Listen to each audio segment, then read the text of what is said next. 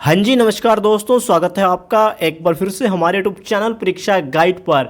तो दोस्तों, आपको इंतज़ार था आरपीएफ की न्यू वैकेंसी का, एसआई और कांस्टेबल का। तो आपका इंतज़ार ख़त्म हो चुका है, वैकेंसी आ चुकी है। एक एक स्टेप बाय स्टेप बात करेंगे दोस्तों। जैसे कि आपको पता है कि आरपीएफ की जो वैकेंसी आई थी वो 2018 में आई थी। काफ़ी लंबा समय बीत चुका था, लेकिन आरपीएफ की न्यू वैकेंसी नहीं आई थी। जो अब नोटिफिकेशन आया है उसमें क्या क्या चीज़ें कही गई हैं, क्या कुछ है, आपको स्टेप बाय स्टेप बताऊंगा। आरपीएफ में क्या हाइट मांगते हैं, क्या क्वालिफिकेशन है, सब कुछ, कितनी पोस्ट है, ठीक है, सब कुछ बताने वाला हूं आपको। तो वीडियो को लास्ट तक बने रहना, वीडियो को ध्यान से देखना, आपके सभी डाउट क्लियर हो जाएंगे। दोस्तों, आप जो ये नोटिफिकेशन देख रहे हो ये 2018 की भर्ती का है। तो हम लोग देखेंगे कि क्या कुछ रहने वाला है। जैसा कि आपको पता है कि अभी जो हाल ही में एक दो दिन में जो नोटिफिकेशन आपने देखा होगा कि वायरल हो रहा है, जिसमें कहा गया है कि पिछली बार जो भर्ती करवाई थी वो आरपीएफ ने करवाई थी, लेकिन इस बार आरआरबी करवाएगा आरपीएफ की वैकेंसी, ठीक है दोस्तों। और बहुत जल्द आपको ये वैकेंसी देखने को मिलने वाली है। लास्ट में मैं आपको बताऊँगा कि कब से आपके इसके फॉर्म शुरू होने वाले हैं। तो दोस्तों, सबसे पहले जो हमें मोटिवेट करती है वो है स्केल पे, ठीक है, कितना पैसा मिलेगा। तो दोस्तों, आप देख सकते हो इसके अंदर जो आपको सैलरी मिलने वाली है वो है 35,400, ठीक है, प्लस। तो 35,000 मान के चलिए कि इतनी तो सैलरी आपको मिलने वाली ही है, ठीक है। उसके बाद हम लोग बात करें एज के बारे में, तो 20 से 25 साल तक के युवा इसमें फॉर्म अप्लाई कर सकते हैं। और फिर कैटेगरी वाइज रिलैक्सेशन भी दिया गया है, ठीक है। फिर आगे बात करते हैं स्टेज ऑफ एग्ज़ाम के बारे में, ठीक है। आपका जो एग्ज़ाम होगा वो सीबीटी होगा, ठीक है। ऑनलाइन एग्ज़ाम होता है, सिर्फ एक ही पेपर होता है इसमें, सीबीटी 1, ठीक है। उसके अलावा कोई भी पेपर नहीं होता। फिर आपका पीईटी होगा, पीएमटी होगा, और फिर डॉक्यूमेंट वेरिफिकेशन होगा। उसके बाद आपको ज्वाइनिंग दे दी जाती है, ठीक है दोस्तों। फिर आगे बात करते हैं। तो दोस्तों, अब हम बात करते हैं एलिजिबिलिटी, योग्यता क्या रहने वाली है। अगर आप सब इंस्पेक्टर में फॉर्म अप्लाई करेंगे तो आपकी ग्रेजुएशन कंप्लीट होनी चाहिए, मिनिमम एज 20 साल और मैक्सिमम 25 साल एज होनी चाहिए, ठीक है दोस्तों। उसके बाद हम लोग बात करते हैं आगे फिजिकल मेजरमेंट, ठीक है दोस्तों। अगर आप जर्नल या ओबीसी से हैं, मेल हैं, तो आपकी हाइट 165 सेंटीमीटर होनी चाहिए। अगर आप फीमेल हैं तो आपकी हाइट 157 सेंटीमीटर होनी चाहिए। अगर आप मेल हैं तो आपका जो चेस्ट है वो बिना फुलाए 80 होना चाहिए और फुलाकर 85 होना चाहिए, ठीक है। फीमेल का सीना नाप नहीं होता है, ठीक है। एससी एसटी के अगर आप मेल कैंडिडेट हैं तो आपकी हाइट 160 होनी चाहिए, फीमेल है तो 152 होनी चाहिए। इनके लिए जो चेस्ट है वो 76.2 है और फुलाकर 81.2 है।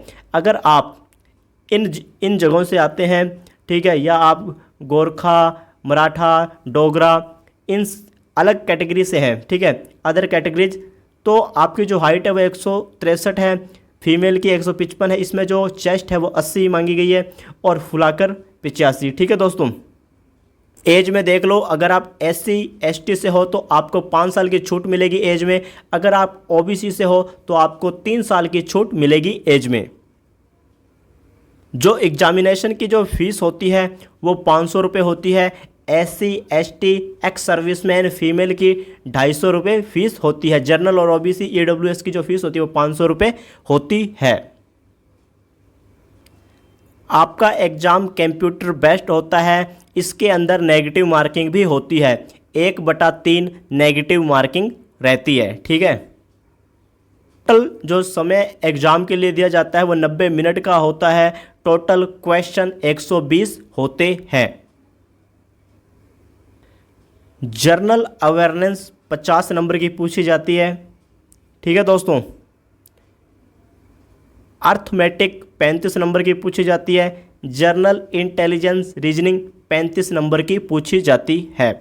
टोटल आपका 120 नंबर का एग्ज़ाम होता है और 90 मिनट का समय दिया जाता है।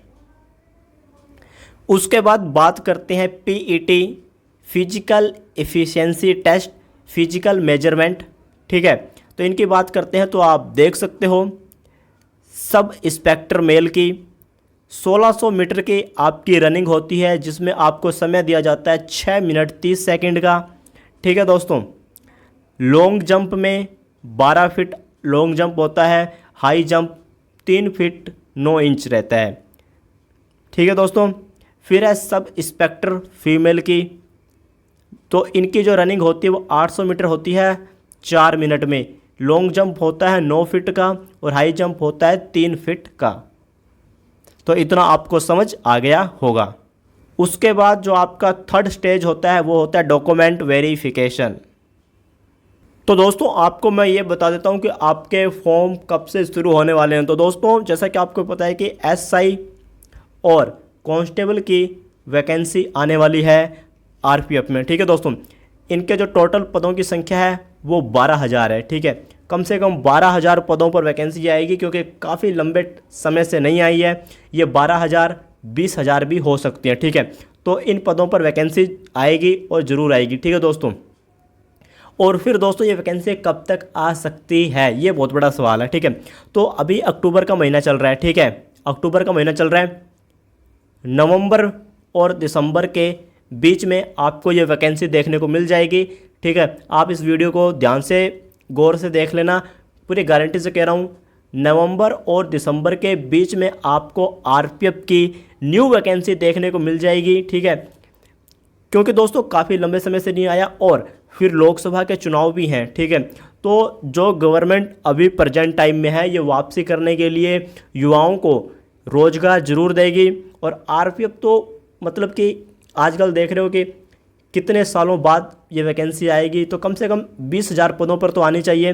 ठीक है, नवंबर दिसंबर में पक्का आएगी। और इसका जो मतलब कि कंपटीशन है ना, इसमें बहुत ज़्यादा रहता है। पिछली बार की आप कट ऑफ उठाकर देखोगे तो कट ऑफ है ना बहुत ज़्यादा हाई गई हुई है। तो इसीलिए इसकी तैयारी में लगे रहो, क्योंकि आप ये सोच रहे हो कि मैं 2 महीने में इसकी तैयारी कर लूँगा, 3 महीने में, तो 2-3 महीने में तैयारी तो हज़ारों लोग कर रहे हैं। ठीक है, तो आपको लंबे समय से तैयारी करनी पड़ेगी। तो नवंबर और दिसंबर में आपके लिए आरपीएफ की न्यू वैकेंसी आ जाएगी, तो तैयारी में लगे रहें, क्योंकि इस बार जो वैकेंसी करवाएगी वो आरआरबी करवाएगी। इसका नोटिस वायरल हो चुका है। ठीक है, और ये नोटिस अक्टूबर महीने का ही है जो वायरल हुआ है। तो इसीलिए तैयारी में लगे रहो। धन्यवाद। जय हिंद, जय भारत।